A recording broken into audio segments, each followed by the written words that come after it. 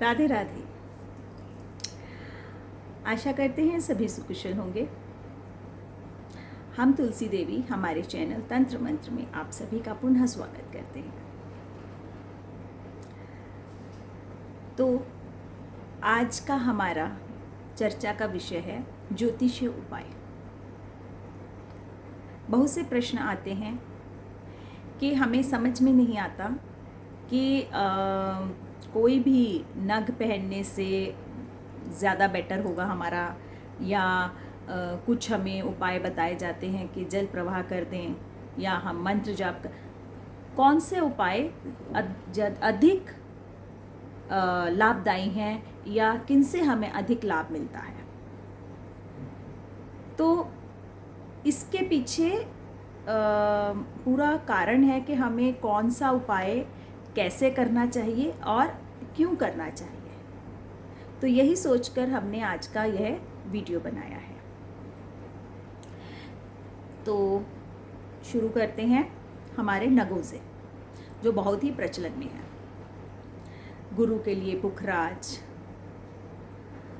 बुध के लिए पन्ना, शनि के लिए नीलम, सूर्य के लिए माणिक और शुक्र के लिए हीरा। तो ये सब चीज़ों के लिए हमें आँखें, या चंद्रमा के लिए कह लीजिए कि हमारा मोती, ठीक है। तो अब बहुत प्रचलन में है, लोग बहुत पूछते हैं इससे ज़्यादा फ़र्क पड़ेगा या मंत्र जप करने से अधिक फ़र्क पड़ेगा। तो आज हम आपको क्लियर करते हैं कि किस चीज़ से क्या फ़र्क पड़ता है। तो अब ये जो नग हैं, ज्योतिष के अनुसार हमारी कुंडली में हर ग्रह को 2 घर दिए जाते हैं और केवल चंद्रमा और सूर्य को एक एक घर मिलता है। कर्क राशि चंद्रमा की और सिंह राशि सूर्य की। बाकी सभी ग्रहों को हमारे यहाँ 2-2 राशियाँ दी गई हैं। तो 12 घरों में से हर ग्रह को के 2 घर माने जाते हैं। जरूरी नहीं है दोनों घर अच्छे ही हों, एक अच्छा और एक बुरा हो सकता है हमारे लिए। तो नग यदि हम किसी भी ग्रह का पहनते हैं तो यह बात हमेशा याद रखें कि नग केवल उस ग्रह को के इफ़ेक्ट्स को बढ़ा देता है। अब वो अच्छा हो या बुरा हो।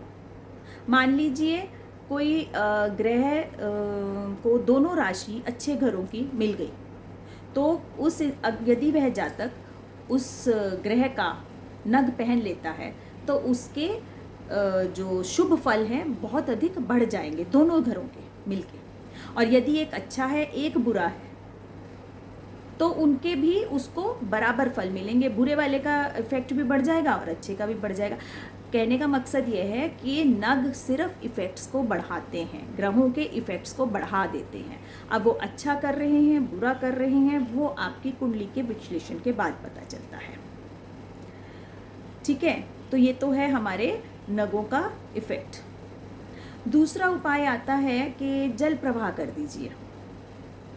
जल प्रवाह करने का मकसद है कि ये आपने अपने पास से, यदि कोई ग्रह आपको बहुत ही अशुभ फल दे रहा है तो आपने उसको अपने पास से निकाल दिया, अपने से दूर कर दिया, जल प्रवाह करके उसको ख़त्म कर दिया, दूर कर दिया, ठीक है।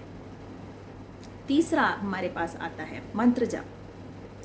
मंत्र जप बहुत ही इन सभी साधनों में मंत्र जप बहुत फलदायी है, जो हर कोई नहीं करना चाहता क्योंकि इसमें थोड़ा समय लगता है, मेहनत लगती है। तो मंत्र जप के अंदर क्या है कि हमारे ग्रह शांत होते हैं। जो ग्रह हमें अशुभ फल दे रहे हैं वह शांति रखते हैं और हमें अशुभता में कमी करते हैं, ठीक है। और चौथा है कि दान दे दो।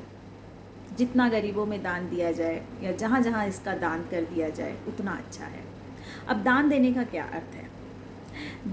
कोई भी उपाय को दान करने का अर्थ है कि आपने अपने किसी भी ग्रह का जो भी आप दान कर रहे हैं उसका फल बांट दिया। अगर वह अशुभ हमें फल दे रहा है तो आप जितना अधिक अधिक उसका दान करते चले जाएंगे, जितना ज़्यादा, जितनी जगह वह बट जाएगा उतना वह उसका इफ़ेक्ट भी बट गया समझ लीजिए। आपने शनि का दान दिया काले उड़द 10 लोगों में, तो 10 लोगों में उसका थोड़ा थोड़ा इफेक्ट बट गया आपके पास से, तो उसकी अशुभता कम हो गई आपके पास से। ठीक है। और एक आता है, कुछ लोग बोलते हैं कि ज़मीन में गाड़ दो। ज़मीन में गाड़ने का मकसद है कि आपने उस ग्रह को कुछ समय के लिए, उसके अशुभ फलों को कुछ समय के लिए दबा दिया।